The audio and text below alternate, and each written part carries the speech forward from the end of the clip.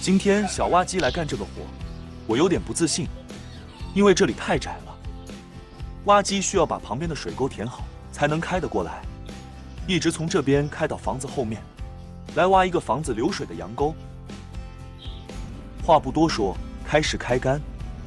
前面这个坑是一个很多年了的天井，老板有话，让我把这个天井里面的石头全部挑选出来，一块都不能留，然后再用沙子沙土帮这个坑给填好。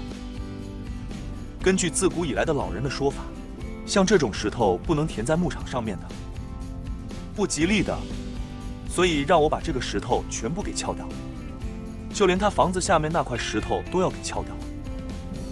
挖这个石头我什么都好，就是担心怕把他房子一块给拆了。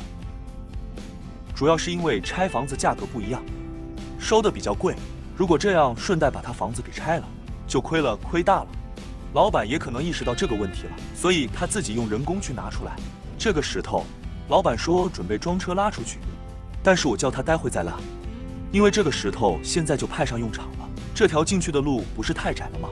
现在用这个石头帮填一下。如果用土填的话，挖机压上去，往左边的墙上会有很大的一股力量，容易帮这个墙给挤塌。用石头填的话就不会有这个问题，会牢固很多。这个石头必须得挖得干干净净，一小块都不能留。这条路经过这么一填，挖机勉勉强强能开得过去。挖机只能笔直的开进来，不能左右两边转弯了。再把石子上面稍微用土填平一下，把外面提得高一点，里面低一点，小心翼翼地往前面开，千万不能把这个墙给挤塌了。终于进来了，有惊无险，一路往前开，边开边填路。这里有个沟，以前老板用人工挖的，现在帮他填了。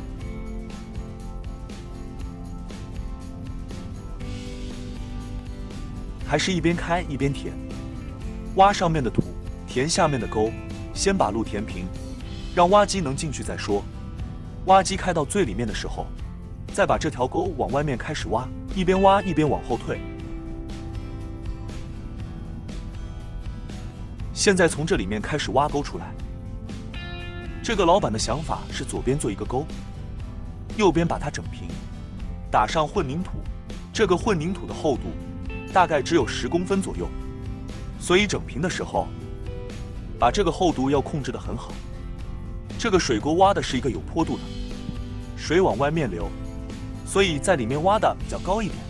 这个水沟宽度的话，挖机抖一抖刚刚好，两边再打一点混凝土，中间还有一个小水沟。挖机一边整一边往后退。房子后面地方太窄了，条件有限，不能用挖机履带来压了，就用这个挖斗轻轻地给它拍平。这位置实在是太窄了，挖机都无法旋转，只能把这个多余的土往后面拉，一直把土挖到房子拐角处。这里可以转得过去的。现在开始甩土，把土全部甩到后面。这么多土怎么办啊？刚刚老板跟我说，让我把这个土一点一点的全部甩到房子前面去。这么多土，这得甩到猴年马月去了。虽然这是个计时的活，但是时间太长了，我也不愿意啊。我现在只想把活赶快干完，帮老板省钱，我也轻松一点，早点下班。于是我刚刚跟老板提了个建议，我叫他去叫一台小货车，从我刚刚进来的那条路倒进来，我在这里面给他装车拉出去。为了不耽误彼此时间，趁现在我还在挖沟，赶快把这个小货车叫来。不得不说，这个货车停的是刚刚好，就跟这个量身定制的一样。勉勉强强开进来，考验技术的时候啊，挖机在这个房子后面就直接给货车装车，这个速度已经快的不是一点半点了。简简单单的一个举动，老板又要省下600-700块钱的挖机费用。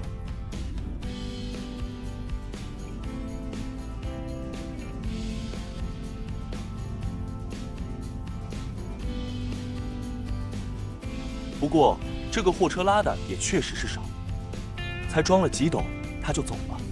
不过这个条件有限，也能理解，就拉这么点，都已经卸车了，我就把它推出去，再来把这个卸车的坑填一下，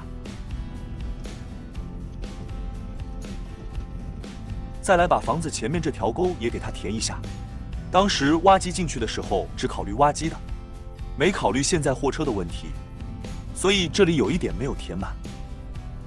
货车不那么好开，所以来把这条路填得直一点，这样子他开车就不用打方向了，笔直往后面倒就可以了。这个是泥巴，被挖机反复的压了几次之后，再加上这个水沟也有一点渗水，现在这就变成这个样子了。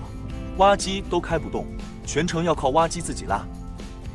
这里有个石磨，别浪费了，放在这里，给它来一个车子的限位器吧，轮子只要碰到石磨就可以停车了。现在挖机的状态是举步维艰，本来是个干泥巴的，被这个水搅拌一下，再用挖机压一下，现在已经搞成了细泥巴了。和鱼塘一样，我在这里干活啥都好，就担心挖机陷下去出不来。这后面如果要救援的话，那就得拆房子了。总的来说还是很圆满的干完了，挖机也没有陷下去。现在把这个沟里的土全部清理干净，当时踢下去的石头也全部挖出来倒掉。老板家门口这里有堆石头，说是砌坟剩下的石头，堆放在这里不吉利，让我装车把它拉出去。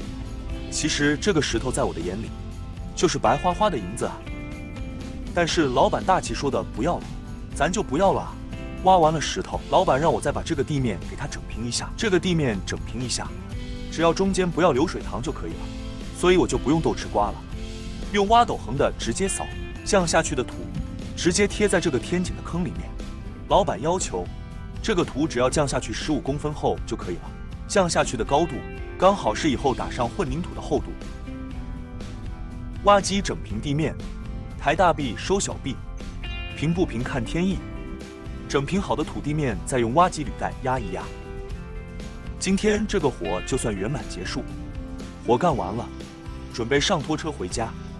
全程耗费8个小时，收费1300元。